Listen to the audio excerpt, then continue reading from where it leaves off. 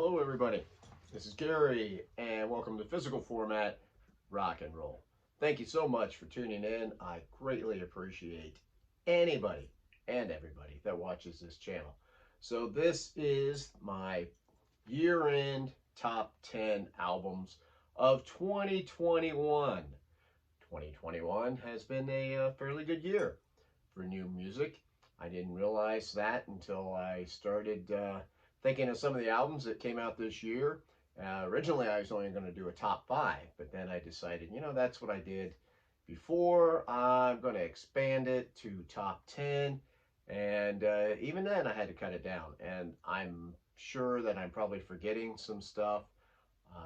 And also, I'll be honest, there's some albums out there that have come out that I don't have yet.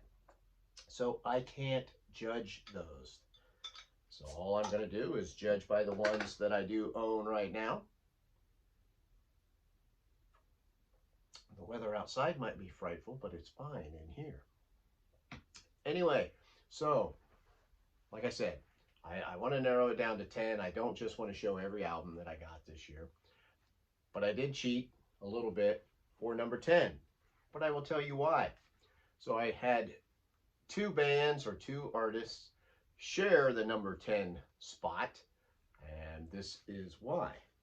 First off, we have Cheap Trick, In Another World.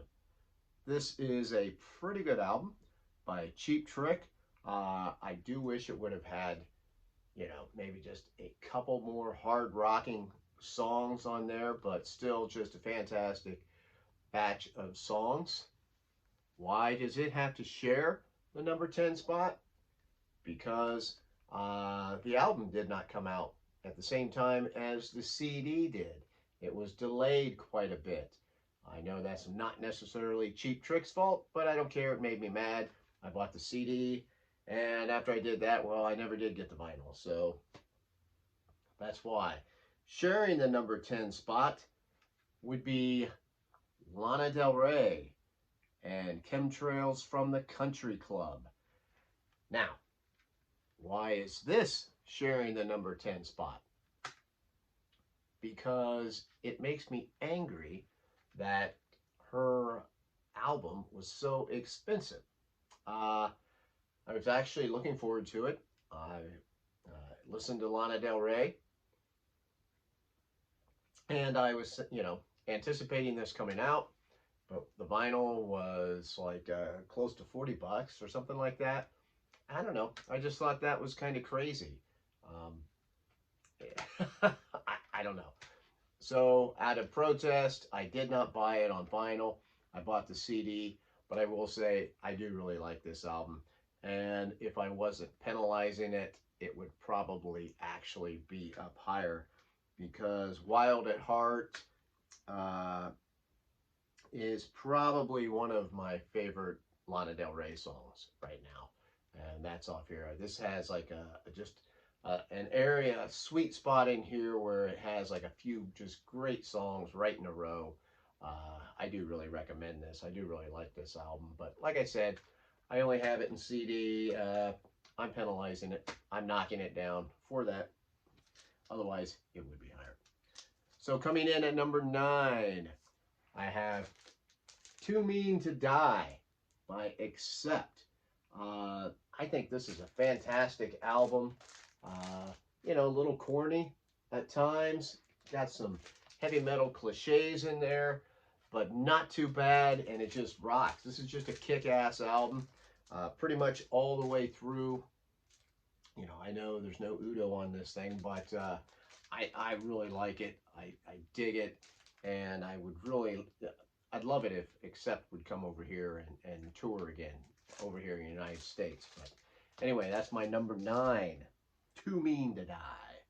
Coming in at number 8, I have Downhill from Everywhere by Jackson Browne. I think this is a wonderful collection of an established artist here, and there are a couple clunkers on here, which keeps it from maybe possibly going higher, but I just think there's some fantastic songs on here that just carry it through. Jackson Browne is fine voice, still writing good songs. So he comes in at number 8. Coming in at number 7, old Black Eyes himself, Alice Cooper. This is Detroit Stories. There's Alice on the back. I think this is a pretty good album that has a lot of really good songs in here. Once again, this has a few clunkers on here. My biggest disappointment with this album would be the fact that he doesn't have his touring band on here. I saw Alice Cooper this summer. I had seen him previously, like, before last year with the pandemic, and, Nita Strauss is not on this album, and that is just a crime. But he does have, Wayne Kramer. He's got all kinds of other people. He's got the original Alice Cooper band on a few songs. So this is a little less of the horror aspect of Alice Cooper and a more stripped down sound, because it's Detroit Stories. A lot of these songs kind of have something to do with Detroit, his old stomping grounds. So it makes for a good thematic album, and I enjoyed it. Coming in at 6, I have Burning Witches, The Witch of the North. This is a really good heavy metal album that definitely has that European flair to it. There's the band there. This is the type of metal that a lot of times might have some of that growling vocals to it, which I do not like. This does not have that. I believe that the band is from Switzerland, and it just has that great European kind of over-the-top vocals at times. And there's also a song on here called Flight of the Valkyries, and that kind of makes me think of the Vikings or something. So I don't know. I think that's cool. Just the different type style songs that they have. I realize some people might find that a little on the corny side, but I like that sometimes in my heavy metal. It gives this a bit of a classic metal feel to it, so I like this. Witch of the North by the Burning Witches. Coming in at 5, right? Yeah, number 5. Voyage by ABBA. More music from Europe. Of course, this is from Sweden. ABBA reunites and puts out an album 40 years after their last album. That in of itself is just incredible. And the fact that they can make an album that sounds like ABBA, that's an enjoyable listen, is just amazing. Just unbelievable that this band actually put something out after being apart for so long. So, Voyage by ABBA was number 5. Coming in at number 4, just great slab of hard rock in the 70s kind of vein, and that is Holy Ground by the Dead Daisies. This is a fantastic album. You've got Glenn Hughes and Doug Aldrich together. I mean, as soon as I heard those two guys were both going to be in the Dead Daisies, I was just looking forward to this album. I got to see this band live this summer also with my good buddy Jeff Witcher. They kicked ass. That's what this album is. This is just a kick-ass album. Glenn Hughes defies age. Sounds fantastic on here. You probably can't tell. I've got it autographed by Glenn Hughes and Doug Aldrich. Definitely recommend this to everybody who likes hard rock. And it also is a pretty cool looking vinyl. I had to show that. I like that vinyl. So that was number 4. Coming in at number 3, we've got Faster by Samantha Fish, a blues, rock, and pop album that is just a fun, fun listen. I dig this album. She kind of went a little different direction on this one, which has made some of her fans, it's autographed, a little unhappy because she took, this is a little more, it's got, like I said, it's got a few pop elements, rock, a little experimental at times. I mean, nothing crazy, but I think it just makes for a really good listen. This is a great album. I saw her in concert also this year with my buddy Randy, and it was fantastic. She just puts on a great show. An awesome singer and guitar player, just fantastic. Faster by Samantha Fish. Coming in at number 2, and this might be a little bit of a surprise because this is basically an EP, but man, the Roadside EP by Billy Idol. I love this. It only has 4 songs on this sucker, but I love all 4 of them. This is just, I don't want to say classic Billy Idol because I don't want to say that it sounds just like, Rebel Yell or something. But it definitely has some of those elements. I think, all 4 songs are very unique. They touch on, different eras, I think, of Billy Idol a little bit, but they still sound new.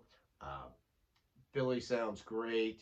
Uh, Steve Stevens is awesome on here, and this is just a solid album. I mean, it definitely, with only 4 songs, it leaves you wanting more for sure. But it's just so good, I had to put it up here. Definitely deserves a spot up here. So, the Roadside EP by Billy Idol coming in at number 1. And honestly, this wasn't that hard of a decision for me to make. And this came out early in the year, but it is just stuck around as a very solid album. And that is The Pretty Reckless, Death by Rock and Roll. There's the back of it there. And anyway, this album is just so good. It is exactly the type of album that you want, that bands, I feel like they used to make, because it's an all-around album. It's got heavier, newer style rock. It's got songs that could have came from the 70s.